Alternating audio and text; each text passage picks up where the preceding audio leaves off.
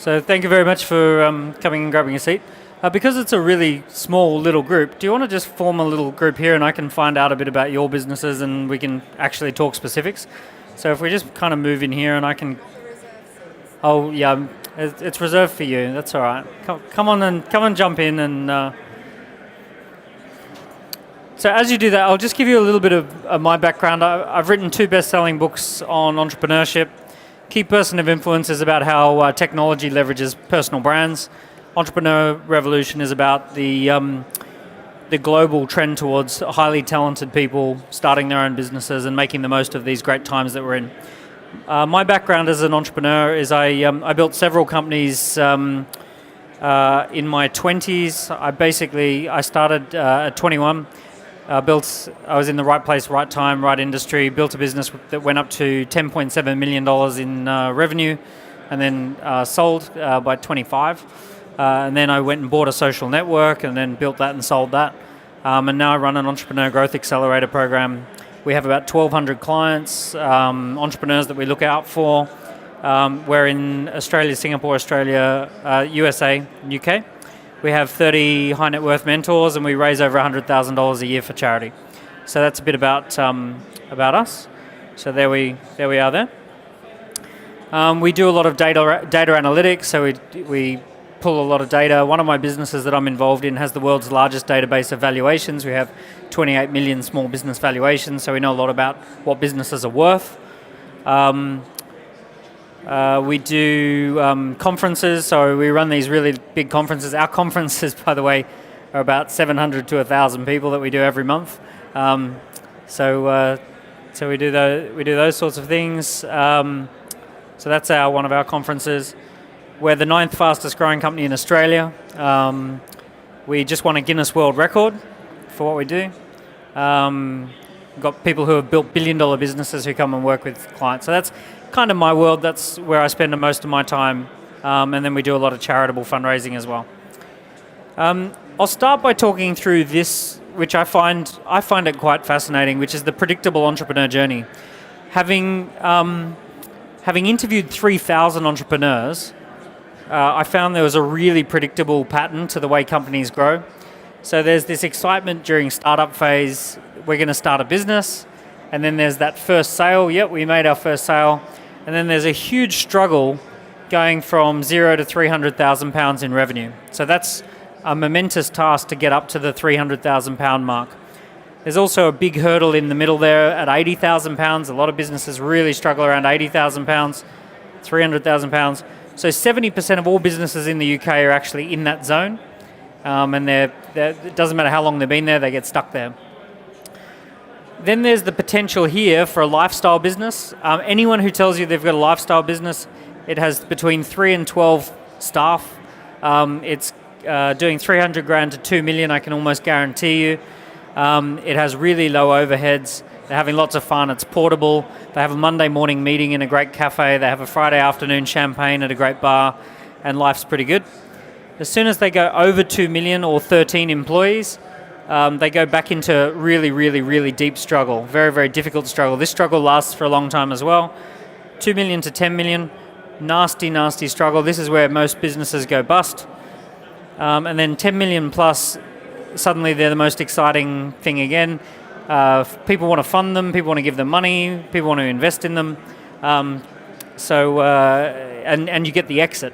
So once you hit here, you get people pay 7 to 10 times your profit to buy the business. So you might be doing 10 million revenue, 2 million profit, and you sell for 7 to 10 times that. So it's a life-changing occasion. And then after that, you get into the corporate size businesses. There's actually in the last 15 years been only 40 private companies that went into the billion-dollar businesses. So it doesn't happen very often. But that's the very, very common entrepreneur journey. So out of curiosity, who's startup? Yep. Who's struggle? Should be 70%. No one wants to put their hand up. Who's in the lifestyle zone? Yep.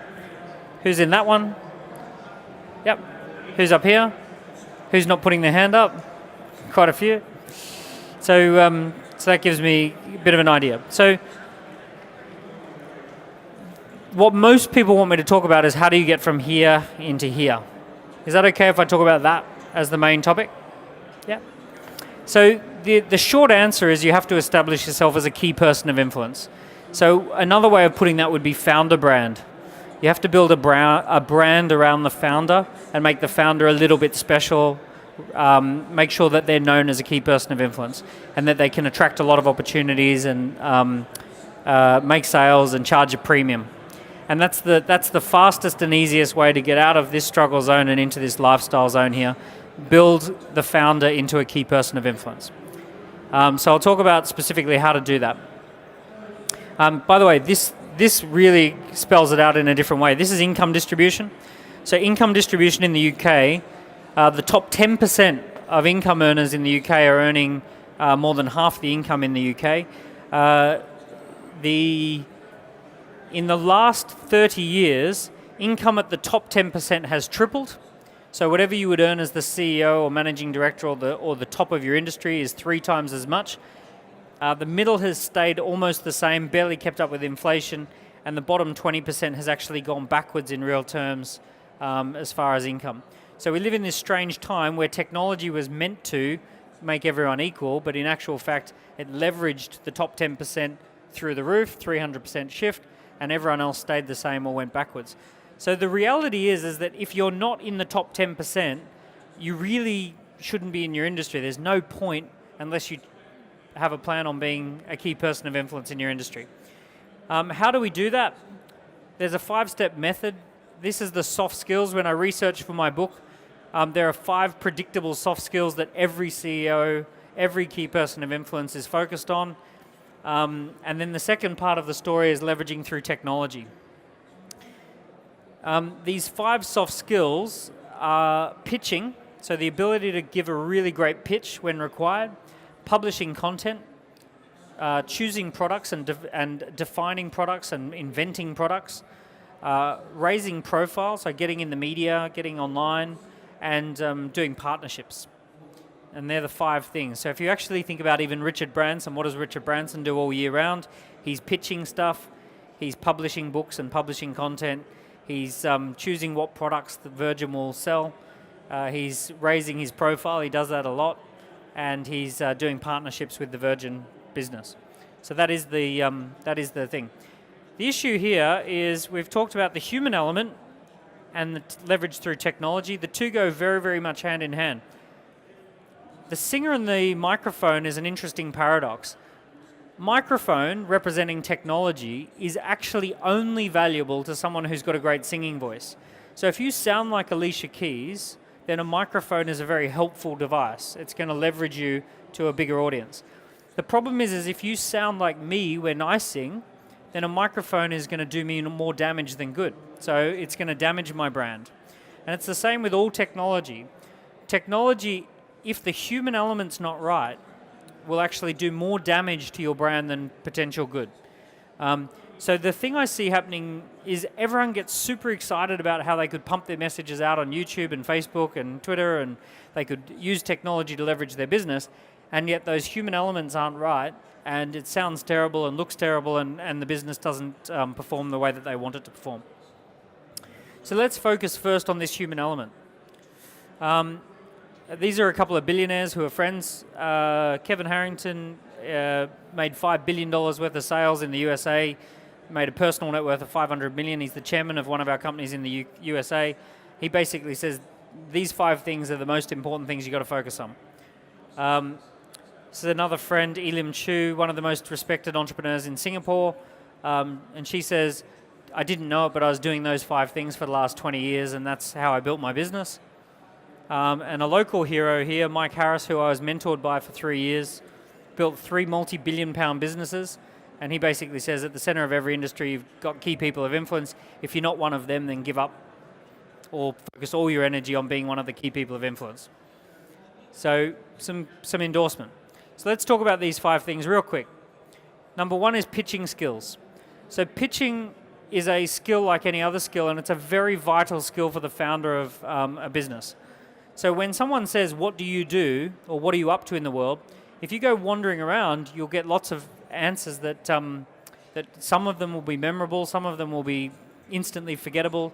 Some of them will be interesting and engaging. Some of them will be gimmicky. Great founders or great key people of influence are very powerful at pitching. They know how to get their idea across very quickly. If you think about words and the power they have, the I have a dream speech would not be the I have a dream speech if it was, I've got a couple of ideas I want to run by you. It's a powerful speech because the words were crafted. I don't know if you know this, but he was age 34 when he gave that speech. I thought he was much older, but he was 34 when he gave that speech. And he'd given that speech 1,000 times across America. So he had been doing this tour of church group after church group, and he'd pitched this idea 1,000 times until such time as he was, really great at pitching this idea. And on the day of that speech, he had written a speech that was different from the one he would normally give, because he thought, well, it's not a church group, it's not only a black audience, it's a political talk, and lots of people are listening. So he starts giving this talk, and if you've listened to it, the first minute is really dull and really boring, and then this woman screams out, "Tell him about the dream."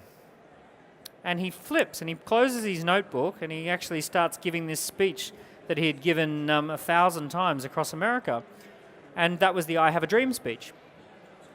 And it's a very similar story for great entrepreneurs. So great entrepreneurs who build big businesses have pitched their business 1,000 times.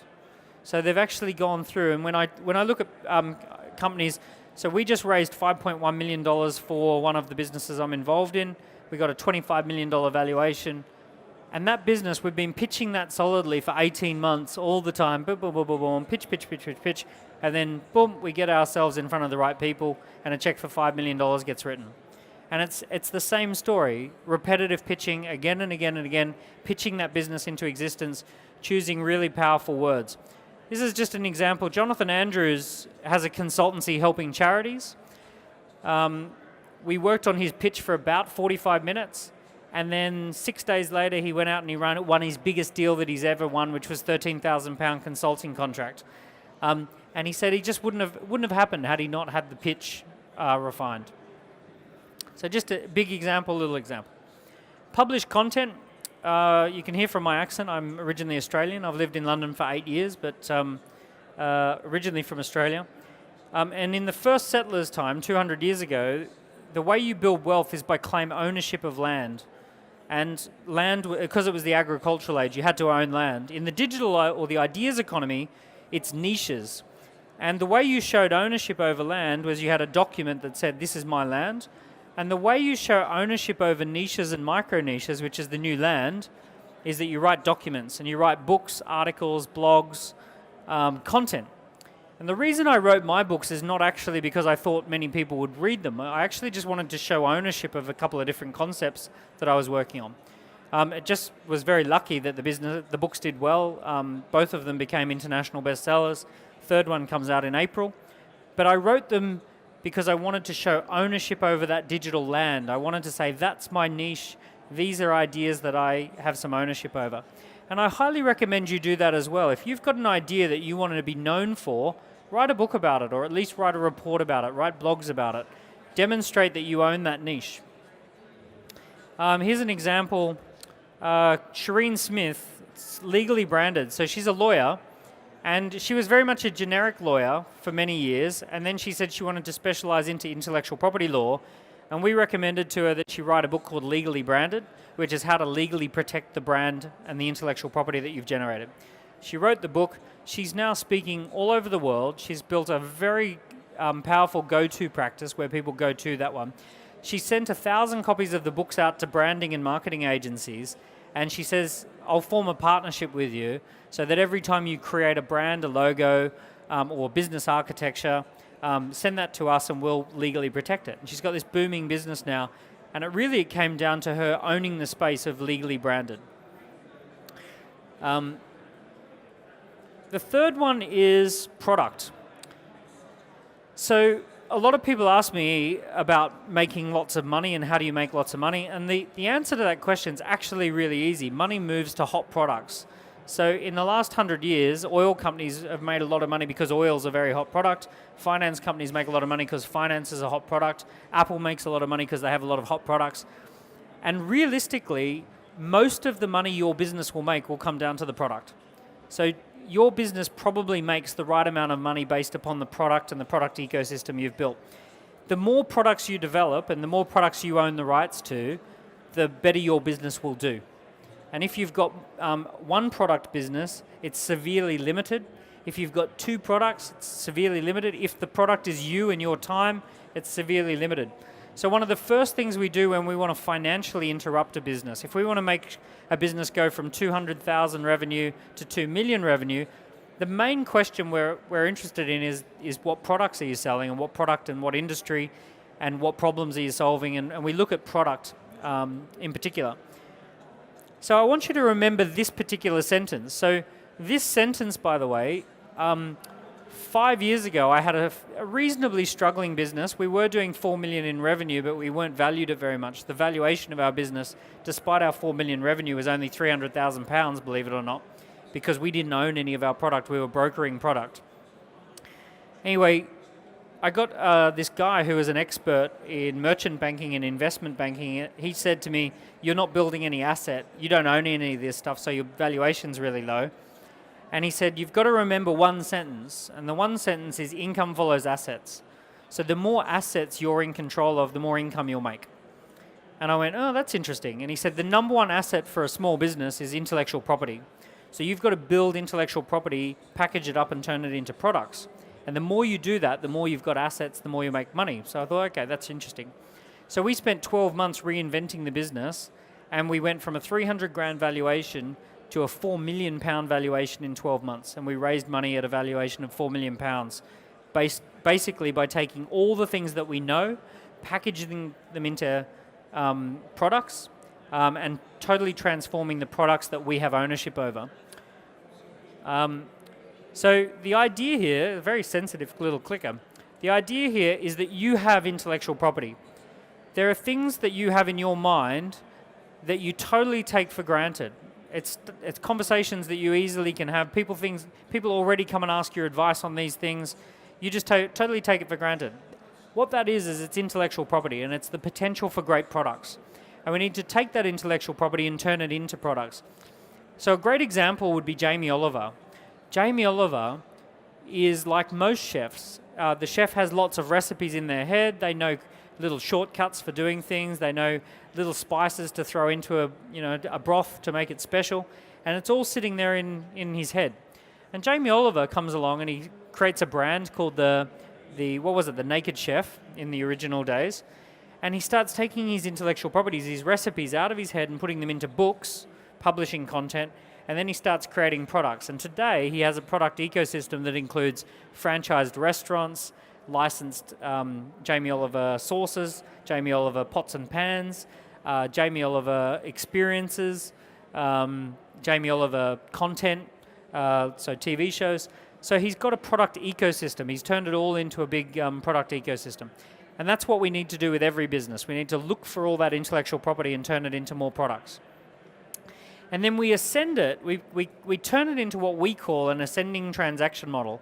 Ascending transaction model is you take a bunch of your products and you give them away for free. You then take some of your products and you give them away cheaply, too cheaply. So something that's worth quite a bit, you do £49, £100, and then you ascend and you create a core offering, a full and remarkable solution, which is the big product. And we have to create a ramp, a product ramp, so that people can access some of what you do for free, some of it cheaply, and then they can pay full price for some of the other products.